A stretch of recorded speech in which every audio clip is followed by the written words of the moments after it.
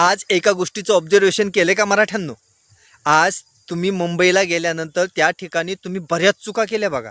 आणि बऱ्याच चुका केल्यानंतर सुद्धा एक माणूस मात्र तुमच्या सदैव आसपास होता, पण त्यानं तुम्हाला कधी एक आडवा शब्दसुद्धा केला नाही किंवा त्यानं हातात काठीसुद्धा मला घेतलेली दिसली नाही.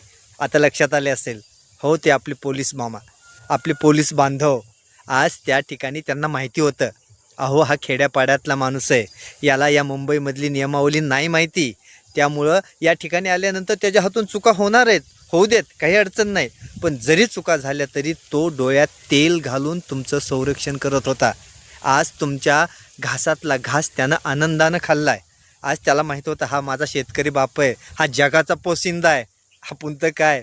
पण त्यानं त्या ठिकाणी तुम्हाला कुठल्याही प्रकारची इजा वगैरे काहीही होऊ दिलेली नाही आहे आणि त्यानं तुमचं संरक्षण केलं आहे. आज या ठिकाणी तुम्ही त्याचे आभार मानायला विसरू नका मराठ्यांनो.